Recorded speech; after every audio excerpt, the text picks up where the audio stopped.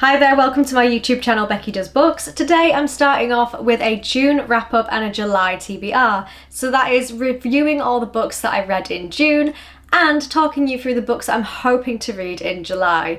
Now, if you're new here, then you'll probably quickly find out that there will be a range of different books in this video because I read a lot of different genres. I'm just looking at the piles of books right now and they're so different. So hopefully there'll be something for everybody in this video that I can recommend to you. And I really hope that you enjoy this cozy book video. Give it a thumbs up if you do. And make sure to leave me a comment to let me know what books you read in June and also what are you hoping to read in July. Let's get cracking. Kicking things straight off with the books I read in June. So June was a weird month. I didn't read as many books as I wanted to, but that's partially because one of the books I read was almost 1,000 pages, so that took up the majority of the month. And also I went on holiday, so I didn't read to the same level that I normally do. I didn't have as much time to sit at home and read because I was out and about every day. I was spending time with family, which is really great, and I was just enjoying myself and having a change of pace. So because of that, I didn't actually read as many books as I normally do in a month, but I still have a nice varied amount to share with you. So first things first, one of my goals for this year was to finish a lot of the series that I've started. I'm in the middle of so many different book series this year and I wanted to start trying to finish some of them. So I ticked off a big one in June. I read Kingdom of Ash by Sarah J. Maas, which is the final book in the Throne of Glass series, which is an 8-book fantasy series. It's multi-POV, it's got different locations. The books before this were a tandem read, separated into different characters in different locations. You've got different storylines. Overall, it's a solid series, it's okay. So I'll talk about this book and then quickly talk about the series as a whole. Also, there won't be any spoilers for any of the books that I talk about in this video, so if you haven't finished Throne of Glass and you're in the middle of the series, don't worry, I'm not going to spoil anything that actually happens in this book. I'm just going to share my general thoughts and opinions. So this book is almost 1,000 pages. I think it took me just under a month to read it. So one thing that I like about Sarah J. Maas is that I really do like her writing style. That's why these books are very easy to read for me. The words just flow, the sentences just flow. They don't stop and start, they're not juttery, they're not all over the place. It just flows, it's very easy to read. The issue that I have with this book in particular is the plot. It was so gosh darn slow. And normally I'm okay with reading slow books, I don't normally mind, but I just feel like this was far too slow. It felt like you could literally take about 500 pages out of this book and it would have had the same impact. It did not need to be an almost 1,000-page book. I'm not quite sure why she decided to make the book that long because I don't necessarily feel like you needed 1,000 pages to tell the story that's in this book. And it was a struggle and there were times where I got very, very bored, very, very disheartened, and I did actually take a break from it. Maybe that's why it took me a month to read this, because I did actually take a break and read another book in the middle of this, which I will get onto in a moment because I read that in June. But I just found it far too draining, and the problem with this was that every single chapter felt like the same thing was happening. There was a war or a battle in every single chapter and they all basically did the same thing. And there's only so many times that you can describe a battle taking place with the same characters in the same place. There really wasn't that much different stuff going on in the book. It was the same thing every single chapter and it just became very, very draining for me. Which pains me to say because I've committed a lot of time and effort into this overall series. It's 8 books long. I loved the tandem read just before this book, but this one in particular fell flat for me, which is really sad to say. But what I will say is that I did enjoy the overall ending. So maybe the last 100 pages or so, and how the series was wrapped up as a whole, I really do like. I like the ending. I like where she took different characters. I don't have a complaint about how a single storyline ended. I just think how we got there was a bit of an issue for me. But either way, to finish a very chunky series in this way, I am happy with the ending. It's a very satisfying ending.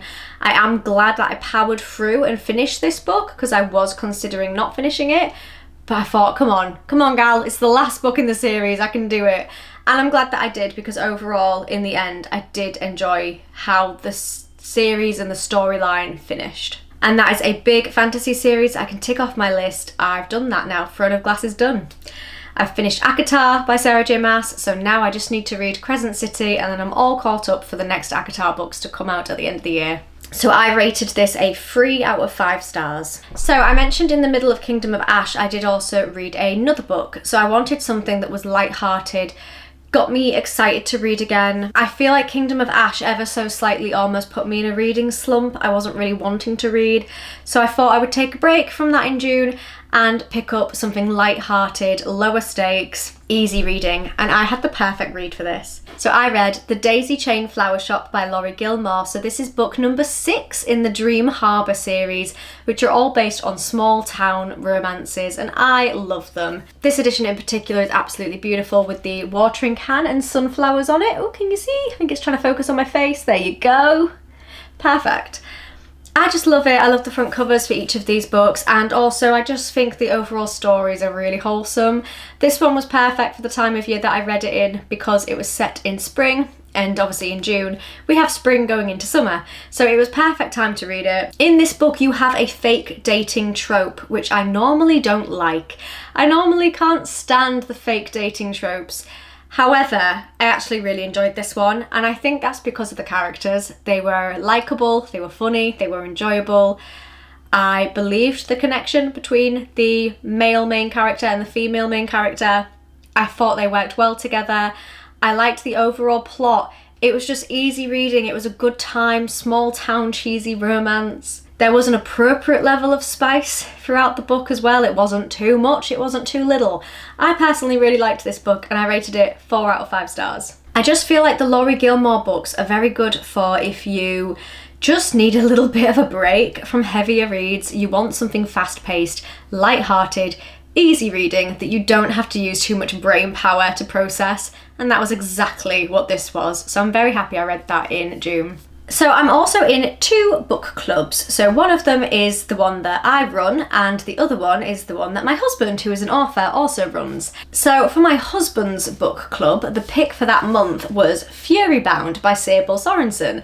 So a few months ago, I think it was maybe January or February time, Direbound, the first book in the Wolves of Ruin series, was picked for the book club, and we all decided to read Furybound this time around because this just came out. It's a very, very recent book. And let me tell you, I enjoyed this more than the first book. I really enjoyed the first book, but I also really, really enjoyed this one. I liked where the plot went. I think that the stakes got a lot higher. We were kind of more on like this quest style. We had some different locations that we were visiting.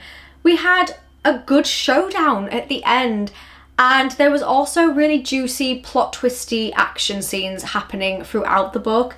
I really enjoyed it. One of my critiques from the first book, Direbound, was that I felt like the authors hadn't given enough personality to the wolves. The wolves felt very surface level, and I wanted more from them.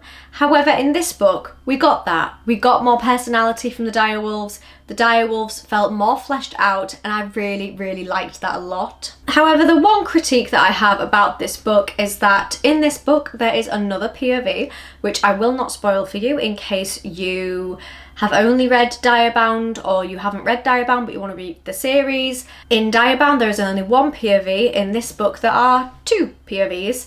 The second POV I don't feel like was very well written, and I feel like I would have enjoyed the book more if those POVs went in it, to be honest. They made the character come across as very, very shallow, that's all I'll say, and they weren't the best written chapters. But there aren't that many of that POV, it's much more based on the main character.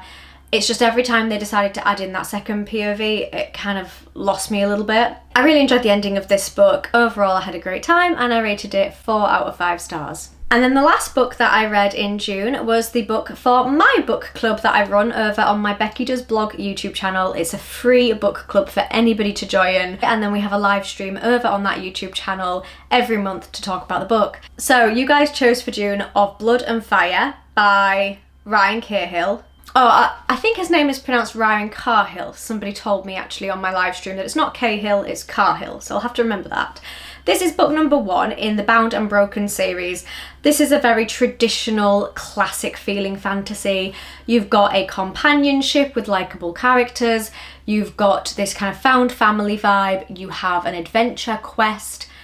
You have lots of different species, high fantasy elements, and a pretty juicy plot. Our main character has had a rough time. Some very traumatic things happened to him in this book. For me so far, this book is feeling like a more adult version of Eragon, and I love Eragon. So I loved Of Blood and Fire by Ryan Cahill. I'm very excited to see where the plot goes.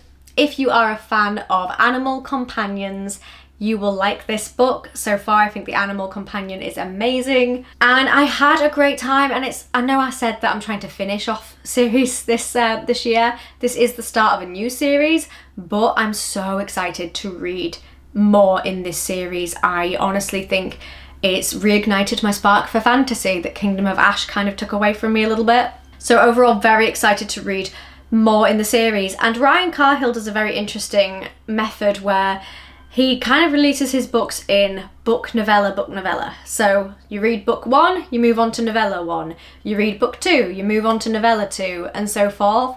So the next one in the series for me will probably be the novella, and then I'll move on to book 2. But I'm very, very excited to read more about this world. I feel like we're just on the cusp of where the storyline is really ramping up. We had a really big showdown at the end of Blood and Fire. And overall, I felt like it was an easy read. The writing style wasn't too complicated.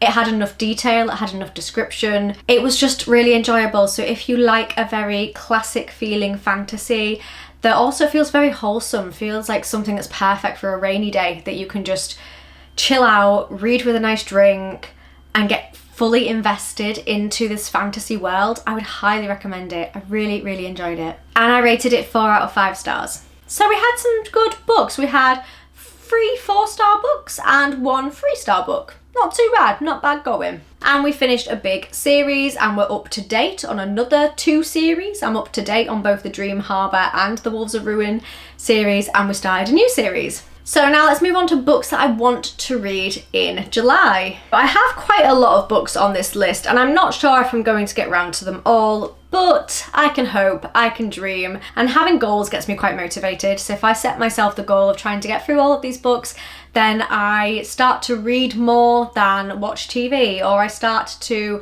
pick up a book every time I'm doing something, and it just keeps me really motivated and keeps me out of a slump. So I'm hoping I can get through the majority of these books. So I'll start off with the 2 that I am currently reading. So the first one I'm reading is The Blacktongue Thief by Christopher Buehlman. I've probably really butchered his surname. And this one I'm reading as a buddy read with a supporter on my other YouTube channel, BeckyDoesBlog, who is Benjamin Reads. So for one of the membership tiers for supporting me, you are eligible for a buddy read with me. And Benjamin picked The Blacktongue Thief, so I started that yesterday. It's a very interesting writing style so far. It's a fantasy. I feel like there's going to be like a heist element in it. The main character that we're following is like this kind of thief assassin kind of guy, dodgy guy. And we have lots of different fantasy species. So we have some high fantasy elements. There's hints to magic and lore, but it's written in a very interesting way. It's very like humorous. It's very like funny, like the guy's trying to add like banter into everything he says. It's a very casual, colloquial style. It's not formally written at all. I'm only about 40 pages in so far, but so far it's been easily digestible. It's been entertaining enough. I don't think the actual plot of the book has started yet. We're mainly just introducing things in regards to our main character and his experiences and speaking to people and having banter with people. But I'm interested to see where the plot's going to go, because at the moment I have absolutely no idea. So I will report back to you in next month's wrap-up video if Benjamin and I have finished the buddy read in July. If not, you'll see it in a different video. So we've been setting ourselves checkpoints as we go along, just to kind of debrief on how we feel about the book. I've got a few thoughts written down so far, but I'm interested to see where it goes. And then the second book that I'm currently reading at the moment is The Little Board Game Cafe by Jennifer Page. So this book was recommended for me to read by my mum. It is a book series, and this is book number 1. So far, it's a very easy romance book. You know, at the moment we have a woman who's just been made redundant from her job, but her boss is actually her fiance. So a little bit awkward in the relationship dynamic there. And she has this dream to run her own cafe. So that's basically the premise of the book, and so far I'm very, very early on in this book. She's looking into cafes and it's just quite wholesome. She talks about baking a lot, and she talks about kind of doing things for herself, you know, trying to not just rely on her fiance's money all the time. She wants to do something for herself and make something of herself, and I really like that vibe so far. I feel like it will be one of those romance novels that is just very predictable, but I love them. I just feel like sometimes after a heavier fantasy read, I like to move on to something that's just a little bit more lighthearted, lower stakes. There's no wars, there's no battles going on in this book. It's just about a woman trying to earn a board game cafe, and sometimes you just need that light-hearted vibe. And I also actually think it's really well written at the moment, so I'm enjoying the writing style a lot. And if the book continues the way it's currently going, I can definitely vision myself continuing and finishing the series. So those are the 2 books I'm reading at the moment.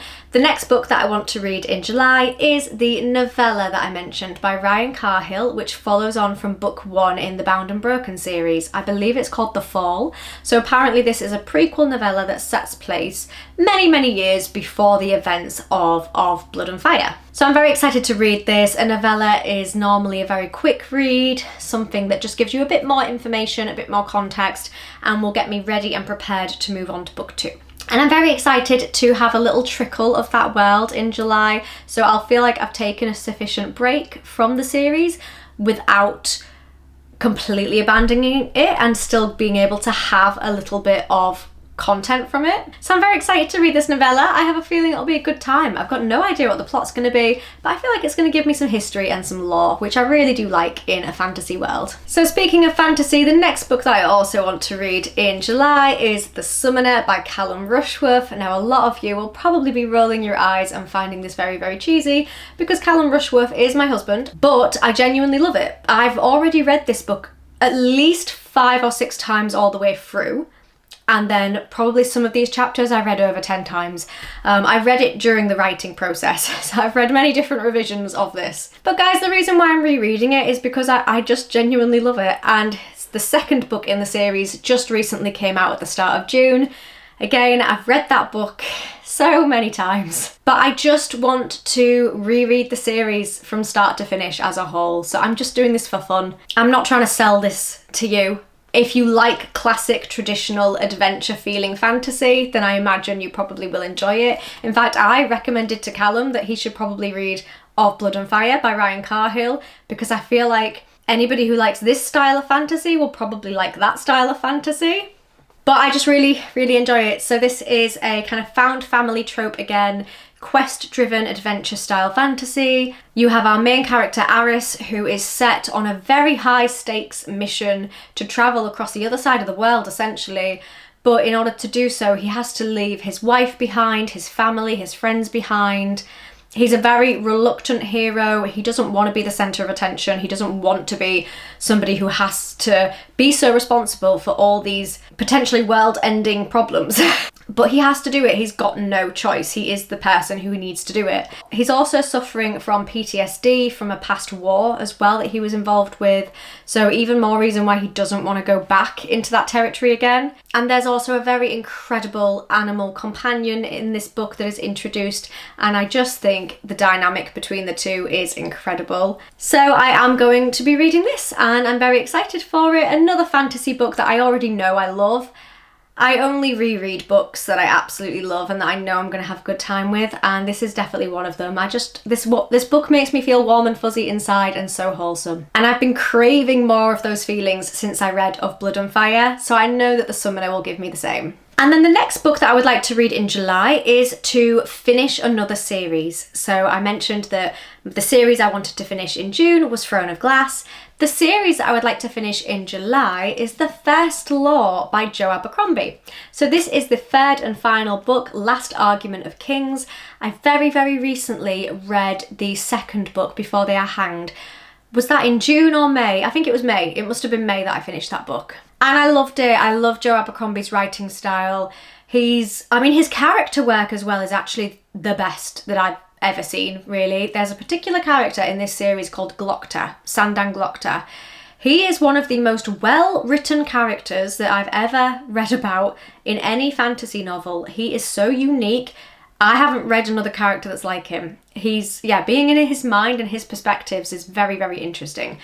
So I'm very excited to read more about the plots in this book. I really do like the characters. I love the character dynamics, their different motives, their different perspectives. And I'm just excited to delve back into this world and a little bit scared to finish it. I get a bit scared finishing a series because the author can do anything. The author can kill any character off. They can kill the main characters if they want to, because there's not another book for it to come back to. So I'm very, very scared for this, but very excited. And another series ticked off the list once I get through that. And then I want to read the 2 book club picks that I'm in as well. So starting off with the book club that Callum runs, the book for this month is Daughter of No Worlds by Carissa Broadbent. So I believe this is a fantasy with a romantasy subplot. I don't actually know a whole lot about the plot. I'm going into it kind of blind, but some people in the book club have already started it and have said that they're really enjoying it at the moment. So that's really good going. I've never read anything by Carissa Broadbent before. I have a few books by her on the top of the bookshelf, so you won't be able to see them, but not this one. So I'm excited to actually read some of her works because I already have a few more books by her. So if I like her writing style, then it's easy for me to pick up more books by her because I already have them. And then the other book that I want to read in July, which is my book club that I run. So you guys picked this one for the month of July. This is Billy Summers by Stephen King. I'm excited to get back into some Stephen King. It's been a while since I read some Stephen King actually. He can be a little bit hit or miss in terms of his books, but his book Pet Sematary is genuinely one of my favourite books that I've ever read. But Billy Summers is a thriller crime novel, I believe, about a man who, I don't know if he was in the Marines or he's in maybe a hitman style job, and he has one last job that he wants to do before he retires, I believe. And so he poses as like an author or a journalist, and then through that discovers that he actually really likes writing. But there's some twists and turns, there's like a deadly mission, I think there's something that goes very, very wrong. And I'm just very excited to read Billy Summers and see what I think to it. And then the final book that I'd like to read in July, which I think, to be honest, I'm probably being very ambitious. This book is probably going to be an August book instead, but we shall see. I may just have a very, very good reading month. I don't actually have a whole lot of plans this month, so who knows? My weekends might be spent just reading and nothing else. I'd like to read the next installment in The Lord of the Rings by J.R.R. Tolkien. So if you guys didn't know, I only very recently read The Fellowship of the Ring. I'd like to read book 2, which I believe is The Two Towers, because I just feel like this is an absolute classic. Everybody talks about Lord of the Rings. It's very, very influential in the fantasy genre. I must say, I didn't enjoy Fellowship of the Ring all that much. Every time I say that, I get hate. I'm just a girl with opinions. I found it really boring, and I don't think the character work was good at all, because Merry and Pippin may as well have not been characters. They did nothing the entire book. Just saying. But I am going to continue reading the series. Like, I am going to finish The Lord of the Rings. I do feel like it's going to be one of those things where the movie is going to be massively better. But it's The Lord of the Rings. I have to read it. How can I be a fantasy fan if I haven't read the founding father of fantasy? So we shall see if I get around to that in July. I'm not very hopeful that I will, but I would like to be ambitious. So we'll try. So those are all the books that I read in June and that I would like to read in July. So make sure to leave me a comment to let me know whether or not you've read any of these before, what you want to read soon, what have you recently read. Let's just have a good old conversation about books. I really do appreciate you being here and watching this video. Let me know what other videos you would like to see in the future. I'm planning to do some reviews on some books that I've read recently. Obviously, I want to review on here The Fellowship of the Ring properly, although I'm a little bit scared to. I also want to review the whole Throne of Glass series. I want to review some of the classics I've read recently. I want to review 1984 by George Orwell that I recently read. So let me know what type of book related videos you would like to see. And if you enjoyed this video, please give it a thumbs up. Please subscribe if you want to see more content in the future. I hope you have a wonderful rest of your day, and I will see you next time. Or rather, you'll see me. Bye for now.